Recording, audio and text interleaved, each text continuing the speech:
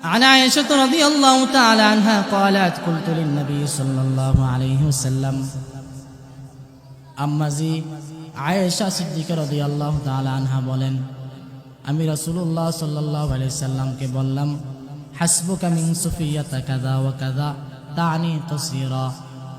আমি বললাম সুফিয়া রাদিয়াল্লাহু তাআলা আনহার ব্যাপারে, যে সুফিয়া রাদিয়াল্লাহু তাআলা আনহা এত আপনার জন্য এতটুকুই যে তানি কাসীরা, অর্থাৎ তিনি খাটো। আম্মাজি সুফিয়া রাদিয়াল্লাহু তাআলা আনহা তিনি স্বাভাবিক যে খাটো ওই খাটো ছিলেন না, তিনি আম্মাজি আয়েশা সিদ্দিকা রাদিয়াল্লাহু তাআলা আনহা থেকে তুলনামূলক কিছু খাটো ছিলেন। দেখেন আমরা অনেক সময় দেখেন কেউ একটু লম্বা বেশি, কেউ লম্বা কম। যে লম্বা কম এমনি সে খাটো। আমরা অনেক সময় বলি না অমুক করছে অমুক খাটো, এটাকে আল্লাহ রাসূল সাল্লাল্লাহু আলাইহি ওয়াসাল্লাম গীবত বলতেছেন। তারপর আল্লাহ রাসূল কি বলেন? আল্লাহ রাসূল বলেন, ফাকালা লাকাদ কুলতি কালিমাতান লাউ মুজিজাত বিমাইল বাহরি লামাজাজাতহু। হে আয়েশা, তুমি এমন একটা কথা বললা, যদি তোমার কথার বিষাক্তটাকে সমুদ্রের পানির সঙ্গে মিশিয়ে দেওয়া হয় তাহলে সমুদ্রের পানির রং পাল্টে যাবে। কি বলছে? শুধু ইঙ্গিতে গীবত করছে, সুতরাং ইঙ্গিতে গীবত করা যাবে না। বিল্লাহি মিনাশ শাইতানির রাজীম। বিসমিল্লাহির রহমানির রহিম। يا أيها الذين آمنوا اجتنبوا كثيرا من الظن إن بعض الظن إثم ولا تجسسوا ولا يغتب بعضكم بعضا أيحب أحدكم أن يأكل لحم أخيه ميتا فكرهتموه واتقوا الله إن الله تواب رحيم. عن أبي هريرة رضي الله تعالى عنه قال قال رسول الله صلى الله عليه وسلم أتدرون ما الغيبة؟ قالوا الله ورسوله أعلم. قال ذكرك أخاك بما يكره أو كما قال عليه الصلاة والسلام.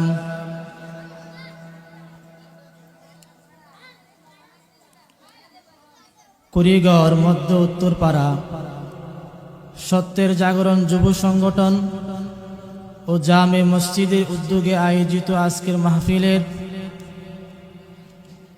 উপস্থিত রয়েছেন সম্মানিত সভাপতি ও উপস্থিত রয়েছেন বাবার বয়সী চাচাগণ ও পর্দার অন্তরালে মায়ের সমতুল্য চাচিগণ ও বোনের সমতুল্য বোনগণ। মহান রব্বুল আলামিনের দরবারে লক্ষ কোটি শুকরিয়া আদায় করছি যে মহান রব্বুল আলামিন অত্যন্ত মায়া করে মহব্বত করে সুদূর কাতার থেকে অত্যন্ত সুন্দরভাবে নিজের জন্মস্থান প্রিয় মাতৃভূমিতে সুন্দরভাবে আসার তৌফিক দান করছেন। সেই জন্য মহান রব্বুল আলামিনের দরবারে শুকরিয়া আদায় করছি, আলহামদুলিল্লাহ। তো আজকে আমি যে বিষয়ে আলোচনা করার উদ্দেশ্যে আপনাদের সামনে বসেছি সেই বিষয়ে ইনশাআল্লাহ সংক্ষিপ্তভাবে আলোচনা করব। সুতরাং এখন থেকে মেইন আলোচনা শুরু হবে। আমার আলোচনা যদি আপনারা কথা বলেন তাহলে আলোচনা বুঝবেন না, আপনারা সুন্দরভাবে মনোযোগ দিয়ে শুনতে হবে। মনোযোগ দিয়ে না শুনলে আমার আলোচনা বুঝবেন না। সেজন্য আমি বলবো একজন থাকেন একজন শুনেন, তবে মনোযোগ দিয়ে শুনেন। আমি আজকে আপনাদের সামনে যে আয়াত তেলাওয়াত করেছি এবং যে হাদিস রাসূল সাল্লাল্লাহু আলাইহি সাল্লামের অসংখ্য হাদিস থেকে হাদিস পাঠ করেছি, ওই কোরআনের আয়াত ও হাদিসের আলোকে আমি আপনাদের সামনে সংক্ষিপ্তভাবে আলোচনা করব ইনশাআল্লাহ। আমি আপনাদের সামনে গীবত সম্পর্কে আলোচনা করব। গীবতের 7টা বিষয় নিয়ে আলোচনা করব। গীবত কাকে বলে, 2 গীবত কত প্রকার ও কি কি, 3 গীবত আমরা কই মাধ্যমে করি, 4 আমরা কই ধরনের গীবত করি, 5 গীবতের ভয়াবহতা, 6 গীবতের ক্ষতি, 7 গীবতের গন্ধ পাওয়া যায় এমন 7টি শব্দ। এই 7টা গুরুত্বপূর্ণ বিষয় নিয়ে আমি আলোচনা করব। তাই কথা বলবেন না, মনোযোগ দিয়ে শুনবেন, ইনশাআল্লাহ আশা করি অনেক ফায়দা হবে। দেখুন, আমরা জানবো গীবত কাকে বলে।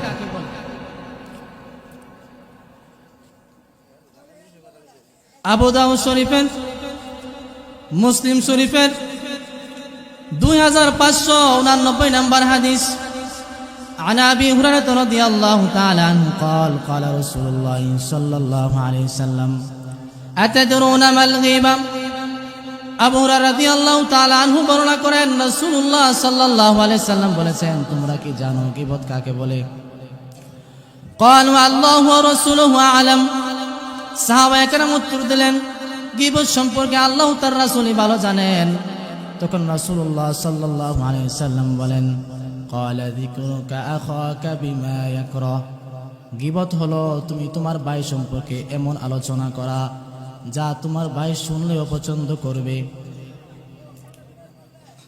মনে করেন আব্দুর রহমানের নামে আমি আপনাদের কাছে একটা সমালোচনা করলাম, আব্দুর রহমানের একটা দোষ আলোচনা করলাম। এখন আমি যে সমালোচনাটা করছি, এই দোষটা আব্দুর রহমান বাস্তবে করতেও পারে, নাও করতে পারে। যদি আব্দুর রহমান বাস্তবে এই দোষটা করে থাকে তাহলেই সেটা গীবত, আর যদি বাস্তবে করে না থাকে তাহলে সেটা হবে তুহমত, অপবাদ।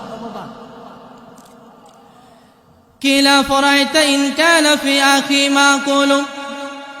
সাহাবায়ে কেরামদের পক্ষ থেকে একজন জিজ্ঞাসা করলেন, ইয়া রাসূলুল্লাহ, আমি আমার ভাই সম্পর্কে যে আলোচনা করেছি সেটা যদি বাস্তবে আমার ভাইয়ের মধ্যে বিদ্যমান থাকে তাহলে কি গীবত হবে?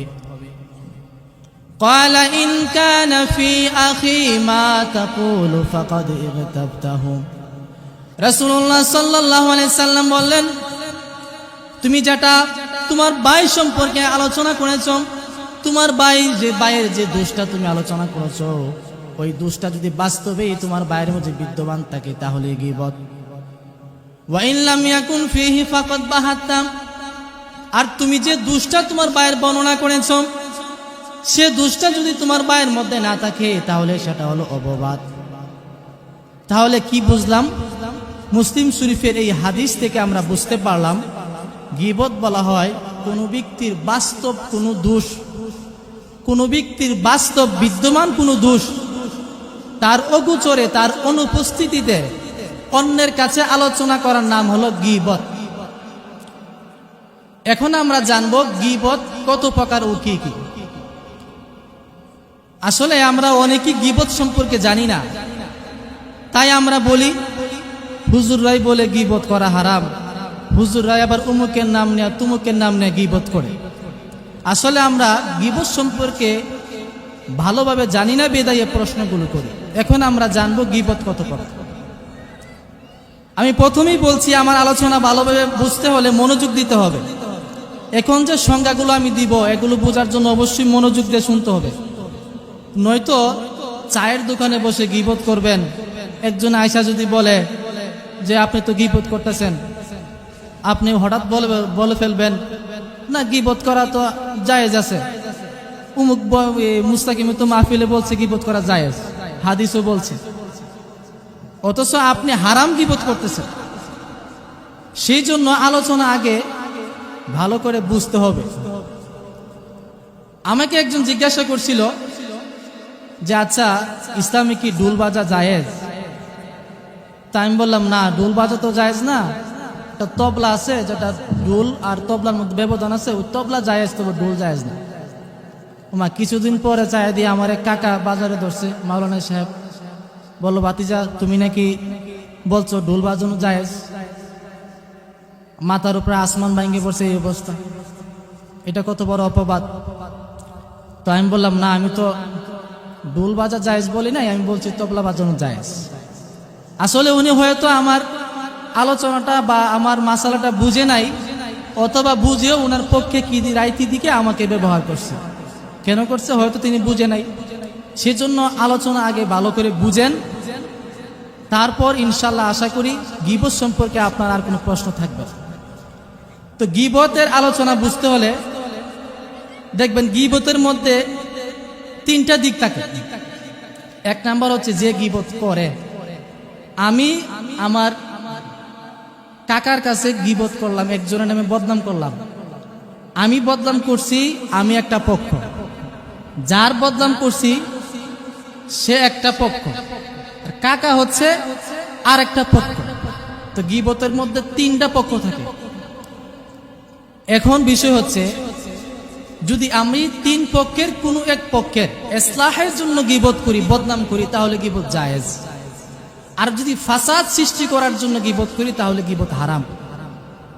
আমি আগেই বলছি, ভালো করে শুনেন, মনোযোগ দিয়ে শুনেন। একবার না বুঝলে আবার জিজ্ঞাসা করেন, তারপরও ভুল বুঝেন না। তো এক নাম্বার প্রকার হলো, আমি যার কাছে গীবত করলাম, আমি কাকার কাছে একজনের নামে বদনাম করলাম, যদি আমি নিজেকে বাঁচানোর জন্য গীবত করি, তাহলে গীবত জায়েজ। যেমন ধরেন, আমরা যখন মামলা মোকদ্দমা করি, তখন কি মানুষের দোষ বর্ণনা করি, গুণ বর্ণনা করি, গিয়া তো বলি, স্যার উমুকে আমার উপর জুলুম করছে, অন্যায় করছে, উমুকের নামে বদনাম করি। এই বদনামটা কার কাছে করি? যে আমাকে উমুকের দুষ্টামি থেকে বাঁচাতে পারে, তার কাছেই করি। সেই জন্য গীবত জায়েজ, এই ধরনের গীবত জায়েজ। দ্বিতীয় প্রকার গীবত হলো, আমি যার নামে গীবত করলাম, কাকার কাছে আব্দুর রহমান নামে বদনাম করলাম, আমি আব্দুর রহমানকে সংশোধন করার জন্য যদি গীবত করি, অর্থাৎ আমি যার গীবত করলাম তাকে সংশোধন করার জন্য যদি ওই ব্যক্তির কাছে গীবত করি, যে ব্যক্তি তাকে সংশোধন করার অধিকার আছে, তাহলে গীবত জায়েজ। যেমন ধরেন, উমুকের ছেলেটা অনেক ভালো ছিল, 5 ওয়াক্ত নামাজ পড়তো, টুপির দাড়ি ছিল, হঠাৎ মুখশিপ করে, সিগারেট খায়, গাঞ্জা খায়, মদ খায়, খারাপ ছেলেদের সাথে সম্পর্ক করে চলে। তখন আপনি উমুকের বাবার কাছে গিয়ে বিচার দিলেন যে আপনার ছেলেটা তো অনেক ভালো ছিল, হঠাৎ ইদারিন অনেকটা খারাপ হয়ে গেছে। তাহলে আপনি গীবতটা কেন করলেন? ওই ছেলেকে যার গীবত করলেন তাকে সংশোধন করার জন্য, খারাপ পথ থেকে ভালো পথে আনার জন্য। কার কাছে করলেন? যে তাকে সংশোধন করার অধিকার রাখে, ছেলেকে বাবা শাসন করবে, সেই জন্য এ প্রকার গীবত জায়েজ। তৃতীয় প্রকার গীবত হলো, আমি যার কাছে গীবত করলাম, তাকে যার গীবত করলাম তার খারাপি থেকে বাঁচানোর জন্য যদি গীবত করি, তাহলে এই প্রকার গীবত জায়েজ। যেমন ধরেন, ইসলামে আল্লাহ তাআলাকে বাদে অন্য কাউকে সেজদা দেওয়া হারাম। হঠাৎ আমাদের এলাকার মধ্যে একজন আসছে, আয়েশা বলতেছে সেজদা দেওয়া জায়েজ, তাজিমি সেজদা নামে পরিচয় দিয়ে সেজদা দেওয়া জায়েজ বলে মানুষকে বুঝিয়ে সুজিয়ে শিরিকের পথে নিয়ে যাচ্ছে। তাহলে ওই এলাকার উলামায়ে কেরামের দায়িত্ব হলো ওই ব্যক্তির বিরুদ্ধে উলামায়ে কেরাম একত্রিত হয়ে তাওহীদি জনতাকে পাশে নিয়ে ওই ব্যক্তির গীবত নয়, শুধু ওই ব্যক্তির বদনাম নাম উল্লেখ করে ওই ব্যক্তির বদনাম ছড়িয়ে ছড়িয়ে ওই ব্যক্তির বিরুদ্ধে সরাসরি অ্যাকশন গ্রহণ করা। কেন? ওই ব্যক্তি মানুষকে শিরকের দিকে নিয়ে যাচ্ছে, জাহান্নামের দিকে নিয়ে যাচ্ছে। সেই জন্য মানুষকে, এলাকার মানুষগুলোকে, দ্বীনপ্রিয় মানুষগুলোকে শিরকি ইবাদত থেকে বাঁচিয়ে, জাহান্নামের পথ থেকে বাঁচিয়ে জান্নাতের পথে নিয়ে যাওয়ার জন্য ওই ব্যক্তির বিরুদ্ধে সরাসরি বদনাম করে করে, আলোচনা করে করে মানুষকে বোঝানো উলামায়ে কেরামের উপর শুধু জায়েজ নয়, ওয়াজিব। যেমন ধরেন, দেখবেন উলামায়ে কেরাম কোনো বাতিল ফেরকা আসলেই বলে অমুক দল বাতিল, কেন বলে অমুক দল বাতিল যে বলছে অমুক দলের বদনাম করে নাকি সুনাম করে, বদনাম করে। এ বদনামটা কেন করে? মানুষদেরকে অমুক দলের গুমরাহি থেকে বাঁচানোর জন্য। সুতরাং আমি যে ব্যক্তির গীবত করলাম, যার কাছে করলাম, যদি তাকে বাঁচানোর জন্য গীবত করি, ওই প্রকার গীবত জায়েজ। কোন প্রকার গীবত হারাম? যে প্রকার গীবত শুধু বদনাম করার জন্য, কাউকে সমাজের মানুষ কাছে ছোট করার জন্য যে বদনামগুলো করা হয়, ওই প্রকার গীবত হারাম। সুতরাং 3 প্রকার গীবত জায়েজ, 1 প্রকার হারাম। যে প্রকার গীবত শুধু মানুষকে সমাজের মানুষের কাছে ছোট করার জন্য করা হয়, ওই প্রকার গীবতের ভয়াবহতা সম্পর্কে আল্লাহ পাক রব্বুল আলামিন সূরাতুল হুজরাতের 12 নম্বর আয়াতে উল্লেখ করেন। আল্লাহ তাআলা বলেন, ওয়ালা ইয়াক্তাব বা'দুকুম বা'দা, এই তোমরা একে অপরের গীবত করিও না। আইয়ুহিব্বু আহাদুকুম আইয়াকুলা লাহমা আখিহি মাইতান ফাকারিহতুমুহু, তোমরা কি তোমাদের মৃত ভাইয়ের গোশত খেতে পছন্দ করবে? অবশ্যই তোমরা অপছন্দ করবে। তো আল্লাহ পাক রব্বুল আলামিন এই আয়াতের মধ্যে প্রথম অংশ বললেন যে গীবত, তোমরা গীবত করো না। তারপর তিনি গীবতকে মৃত ভাইয়ের গোশতের সাথে তুলনা, মৃত ভাইয়ের গোশত খাওয়ার সাথে তুলনা দিলেন। কোন ব্যক্তি যদি মৃত ভাইয়ের গোশত খায়, কত বড় অপরাধ! একটা মানুষ কতটুকু জালেম হলে তার মৃত ভাইয়ের গোশত খেতে পারে। সুতরাং ওই যে ব্যক্তি মৃত ভাইয়ের গোশত খাইলো কত বড় অপরাধ করলো। আল্লাহ তাআলা বলেন, কেউ যদি গীবত করে, সে কোন ব্যক্তি মৃত ভাইয়ের গোশত খাইলে যে অপরাধ, তার চেয়ে বড় অপরাধ করলো। অথচ গীবতটাকে আমরা গুনাহ মনে করি না। ওই গীবত যে প্রকার গীবত শুধু সমাজে মানুষের কাছে কাউকে ছোট করার জন্য করা হয়, সেই প্রকার গীবত সম্পর্কে আল্লাহ রাসূল বলেন, আল গীবাতু আশাদ্দু মিনাজ জিনা, গীবত হলো জিনার চেয়ে বড় অপরাধ। অথচ সমাজের মানুষ জিনাকে অনেক বড় অপরাধ মনে করি, অথচ আল্লাহ রাসূল বলছেন গীবত জিনার চেয়ে বড় অপরাধ। সুতরাং এখন আমরা জানলাম গীবত কত প্রকার, কোন প্রকার গীবত জায়েজ, কোন প্রকার হারাম। আমাদের মাহফিল থেকে কিছু শিখতে হবে। আমরা গীবত সম্পর্কে বিস্তারিত জানবো ইনশাআল্লাহ। এখন জানবো যে গীবত আমরা কই মাধ্যমে করি। সাধারণত আমরা গীবত জবানের মাধ্যমে করি, মুখ দিয়ে করি, এটা স্পষ্ট, সাধারণত সবাই এ ব্যাপারে জানি। গীবত 4 মাধ্যমে করে থাকি। 1 নাম্বার আল গীবাতু বিল লিসান, জবানের মাধ্যমে গীবত। 2 নাম্বার আল গীবাতু বিল কলব, অন্তরের মাধ্যমে গীবত, অন্তর দ্বারাও গীবত হয়।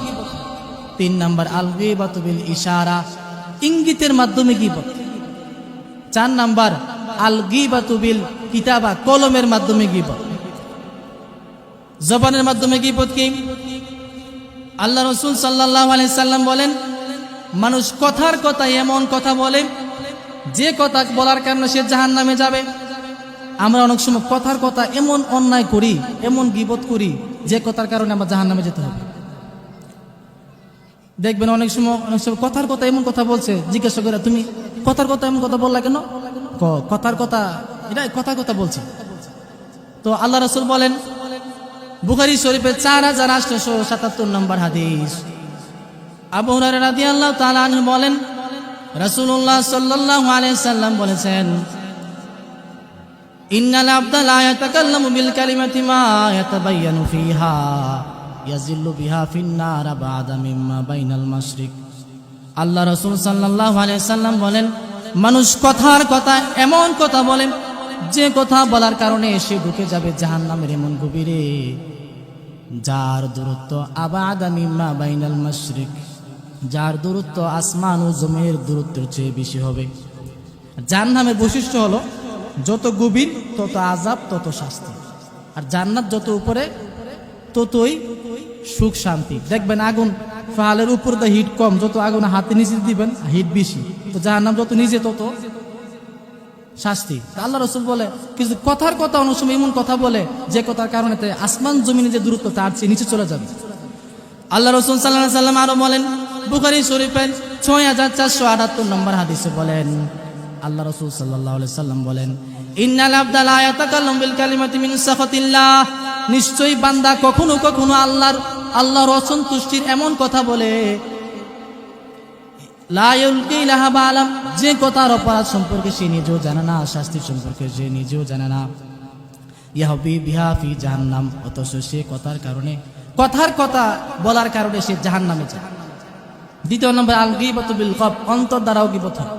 ইমাম ইবনে হাজার হাইতামি রাহমাতুল্লাহ আলাইহি বলেন, আল গীবাতু বিল কলব হিয়া আত-তাজুন্না বিহি সুআ, অন্তর গীবত হলো অন্তর দ্বারা কারো প্রতি খারাপ ধারণা করা। আল্লাহ রাসূল সাল্লাল্লাহু আলাইহি সাল্লাম বুখারী শরীফের 5143 নম্বর হাদিসে আবু হুরায়রা রাদিয়াল্লাহু তাআলা আনহু থেকে বর্ণনা করেন, রাসূলুল্লাহ সাল্লাল্লাহু আলাইহি সাল্লাম বলেছেন, ইয়াকুম আয-যন্না ফাইন্না আয-যন্না আকযাবুল হাদিস, এ মানুষ তোমরা অধিক ধারণা থেকে বেঁচে থাকো, কেননা কতক ধারণা গুনাহ। ফাইন্না আয-যন্না আকযাবুল হাদিস, কেননা ধারণা করা, মানুষের প্রতি খারাপ ধারণা করা বড় মিথ্যা। আল্লাহ রাসূল সাল্লাল্লাহু আলাইহি সাল্লাম বলেন, খারাপ ধারণা করা হচ্ছে সবচেয়ে বড় মিথ্যা। তিনি মিথ্যা বললেন, তাই জন্য এই জন্য কারোর প্রতি খারাপ ধারণা করব না, সবসময় ভালো দিকগুলো আমরা লক্ষ্য করব। আল্লাহ রাসূল সাল্লাল্লাহু আলাইহি সাল্লাম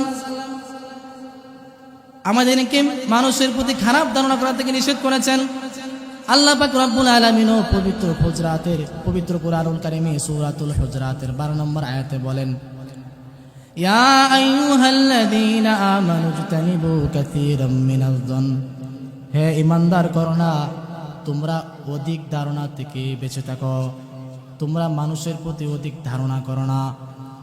ফাইন্না বা'দায-যন্নি ইস, কেননা কতক ধারণা পাপ।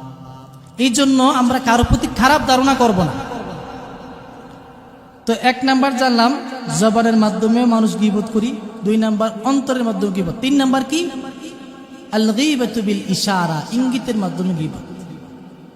হঠাৎ মাহফিলের মধ্যে একজন লোক আসছে, সে বেশি খাটো, সবাই দেখবেন বলবে এই আসছে, এই যে এই আসছে, এটা কিন্তু ইঙ্গিতে বলতেছে কি অমুকের, এটা একটা গীবত, ইশারার মাধ্যমে গীবত।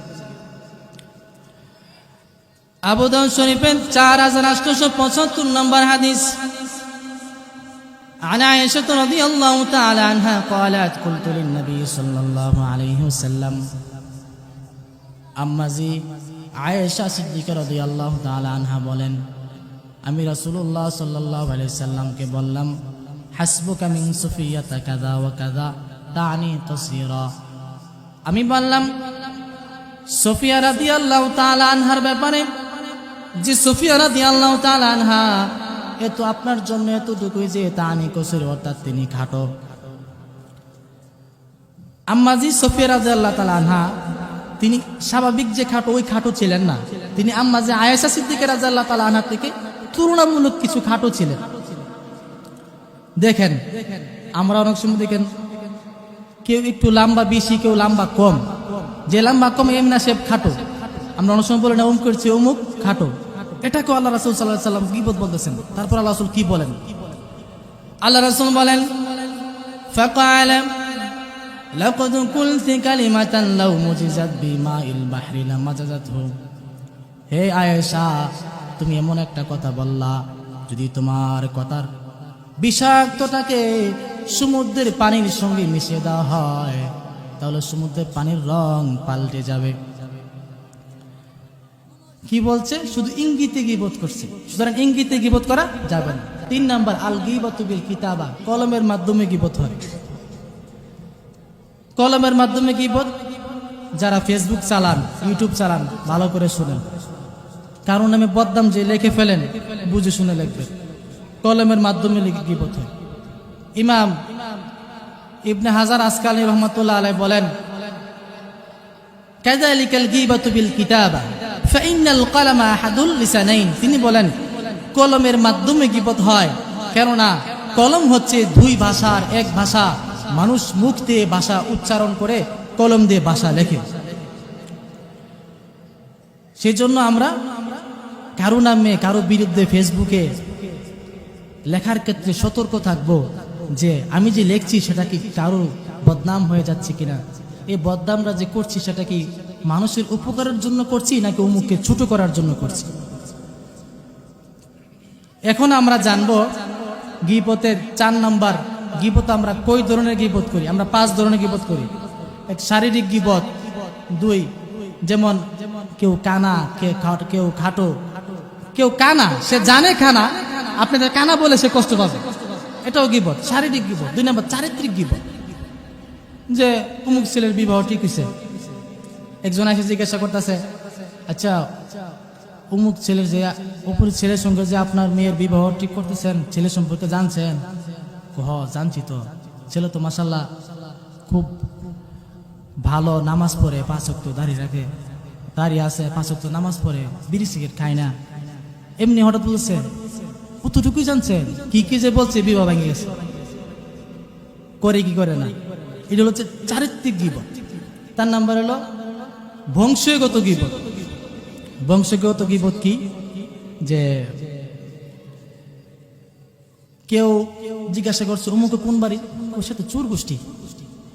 চোর গোষ্ঠী বলতে তার বাড়ির কেউ কোনো এক সময় কেউ চুরি করছিল, সেই হিসাবে তাকে চোর গোষ্ঠী বলে। আচ্ছা চোর কি? সে নিজে চুরি করে, সে বেচারা নামাজ পড়ে 5 ওয়াক্ত। হ্যাঁ, তো 5 ওয়াক্ত নামাজ পড়ে স্যারকে বলতো, সে বলে চোর গোষ্ঠী। তো এগুলো হচ্ছে বংশগত গীবত। 4 নাম্বার আমরা যেটা করি সেটা হলো পোশাক পরিচিত গীবত। 5 নাম্বার হলো পরোক্ষ গীবত, অর্থাৎ কোন সময় দেখবেন আমরা বলি যে অমুকখানে তো একটা ঘটনা ঘটছে, আরেকজন বলতেছে তারপরে কিন্তু আরেকটা ঘটনা ঘটছে, তারপর যে আরেকটা ঘটনা ঘটছে, এটা আপনারাও জানেন, আমিও জানি, নাম বলি নাই, এটাও একটা পরোক্ষ গীবত।